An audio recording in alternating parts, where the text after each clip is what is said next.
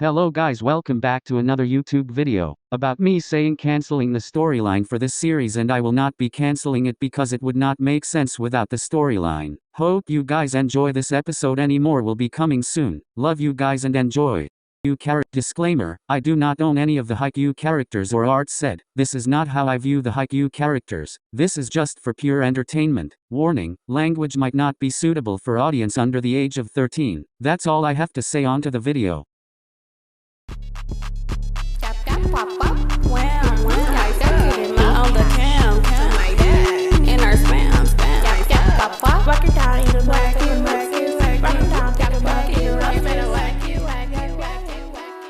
Sugawara's hands shook as he fumbled with his car keys, his phone clutched tightly in his other hand. The cool night air did nothing to calm the fire of panic spreading through his veins. He barely registered the sound of the engine roaring to life as he slammed the door shut and pressed the call button on his phone for what felt like the 100th time. "OIKAWA, pick up, damn it." His voice trembled, frustration gnawing at him with every unanswered ring. The recent live stream played on a loop in his mind. Ushijima and Tendao, a confrontation that spiraled out of control, tension bubbling over into something far more dangerous. But Sugawara knew Tendao. He knew the way Tendao's mind worked. This wasn't just his doing. Someone had to be behind it, pulling the strings, manipulating the situation, and Sugawara's gut told him exactly who. Iwaizumi. His foot slammed on the gas, the car jerking forward as he sped down the empty streets. The phone pressed to his ear as the rings continued. Tendao was always unpredictable, but there was no way he could have orchestrated something like this on his own. He wasn't the mastermind type, not like Iwaizumi. This had his fingerprints all over it. The chaos, the drama.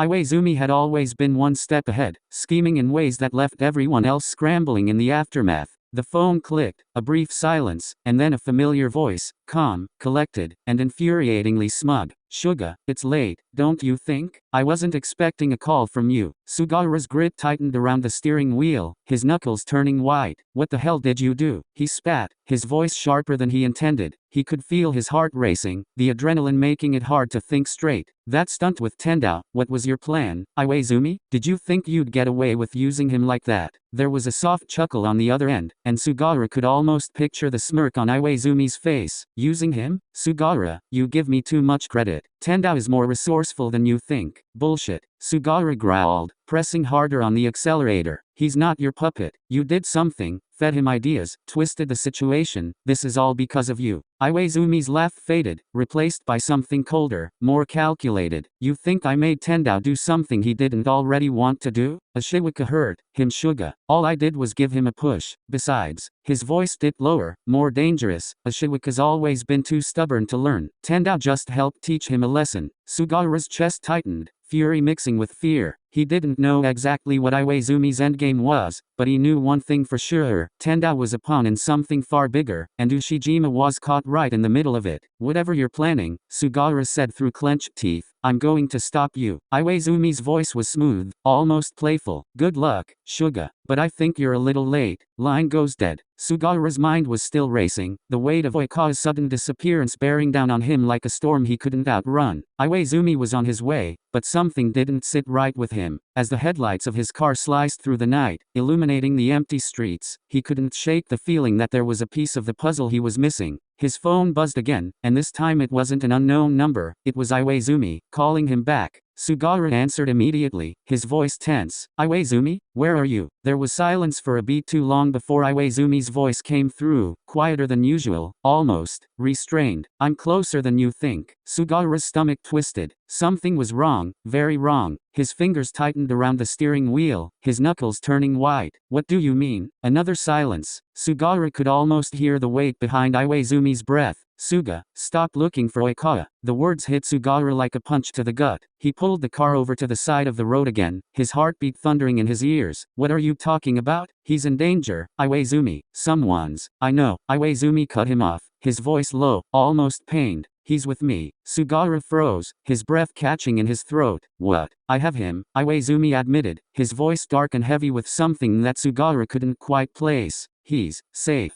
For now." Sugawara's world tilted, his thoughts crashing into one another. Why would you do this? Iwaizumi, what the hell is going on?" On the other end, Iwaizumi exhaled, the sound filled with years of buried tension, resentment, and something darker. You don't understand, Suga. I had to. It's all my fault. All of it. Everything that happened between me and OIKAWA, it started because of me. Sugawara's mind raced, trying to piece it together. He knew Iwaizumi and OIKAWA had a complicated history, but this? What do you mean your fault? Why would you take him now? There was a bitter edge to Iwaizumi's next words. You don't know, do you? No one does. Everyone always sees OIKAWA as the one who cheated, the one who broke everything. But it's not that simple. I drove him to it. I pushed him away, treated him like he wasn't enough, made him feel like he had no choice but to find something, someone else. Sugawara's hands were shaking now, gripping the phone as he listened to the confession unravel. So what? You're doing this to make up for it? Kidnapping him is how you make things right. I'm trying to protect him, Iwaizumi said, his voice breaking with frustration. You don't get it. OIKAWA's in deeper than you think, with people who won't let him go without getting what they want. They've been pulling him apart for years, and I couldn't see it. I couldn't stop it back then, and now I'm trying to stop it before it's too late. But this isn't the way. Sugawara snapped, anger and disbelief burning through him. You're making it worse, Iwaizumi. He needs help, not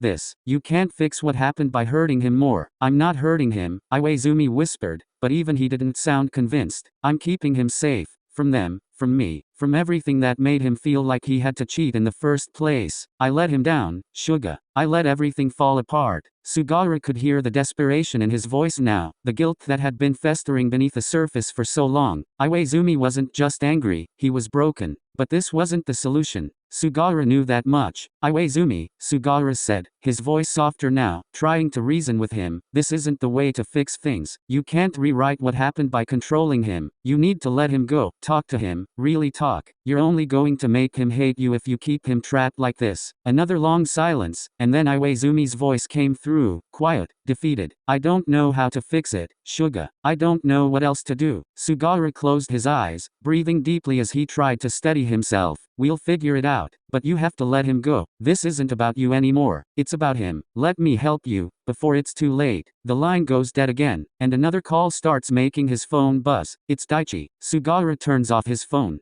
Period. OIKAWA slowly sat up, his head throbbing as if he'd been hit by a wave of disorientation. His vision was blurry at first, but as he blinked and tried to focus, the dim, dilapidated room around him began to take shape. The walls were cracked and peeling, the air thick with dust and the faint smell of mildew. The place looked like it hadn't seen life in years, an abandoned house, forgotten and decaying. He tried to lift his hands to rub his temples, but something tugged at his wrists, stopping him. Confusion washed over him as he looked down and saw thick, rough rope tightly binding his wrists together. It wasn't just his hands, his ankles were tied too, leaving him sitting awkwardly on the cold, dirty floor. His heart rate quickened as panic started to set in. OIKAWA tugged at the ropes, but they didn't budge. The more he struggled, the tighter they seemed to dig into his skin. He winced, his wrists already sore from the friction. What the hell? He muttered, his voice hoarse and dry, as if he hadn't spoken in hours. His head was also throbbing like he had been hit in the same spot over and over again. He scanned the room again, his mind racing to piece together what had happened.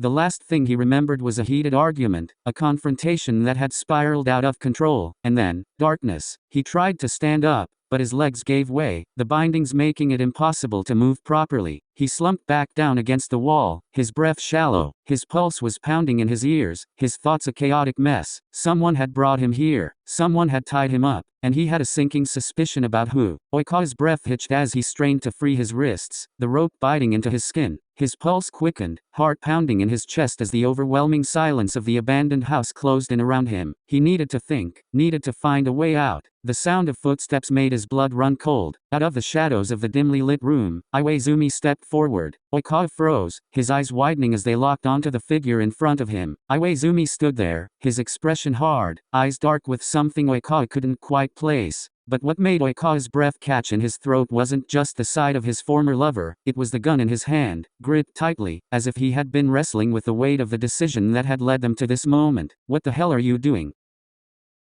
OIKAWA's voice cracked, a mix of shock and disbelief. He forced a laugh, trying to break the tension, but the fear in his chest was growing, coiling tighter with each second that passed. This isn't funny, okay? Untie me. Iwaizumi didn't move, He just stood there, silent, his eyes fixed on OIKAWA, the gun hanging at his side like a threat, a promise of something neither of them were ready to confront. OIKAWA's throat felt dry as he swallowed, the weight of the situation crashing down on him. He had known Iwaizumi for years, known him inside and out. But this was different. There was a darkness in his eyes, a conflict OIKAWA hadn't seen before, and it terrified him. I had to do this, Iwaizumi finally said, his voice low, steady, but laced with a kind of desperation OIKAWA had never heard from him before. You don't understand, OIKAWA. I couldn't let things keep going like this. OIKAWA stared at him, his heart racing faster with every word. You cheated on me, and I cheated back. Now you wanna do all this shit and act fucking crazy, cause you can't handle it when I do it to you? Untie me now. OIKAWA, why couldn't you just take the cheating, and pretend that you had no idea? This is all your fault why I'm acting like this. If you didn't try to get your lick back none of this wouldn't have happened. Iwaizumi snapped, the words coming out harsh, raw. He raised the gun slightly, and OIKAWA flinched despite himself, his body going rigid with a sudden movement. Iwaizumi immediately winced, as though realizing the severity of what he was doing, and his arm dropped back down. But the damage had been done. So you expect me to sit down and take that shit? Are you stupid? What type of bitch do I look like? OIKAWA's voice softened, trying to find a way through the tension, the fear that hung between them like a knife's edge. Why are you doing this? This is fucked up. You're crazy. Iwaizumi's jaw clenched, his knuckles wide around the handle of the gun. This is what happens when you try to get back. It is your fault. OIKAWA's eyes widened, his breath catching in his throat. He knows. All the guilt, all the resentment, the betrayal they had never properly talked about. It was finally laid bare, raw and painful in the space between them. But this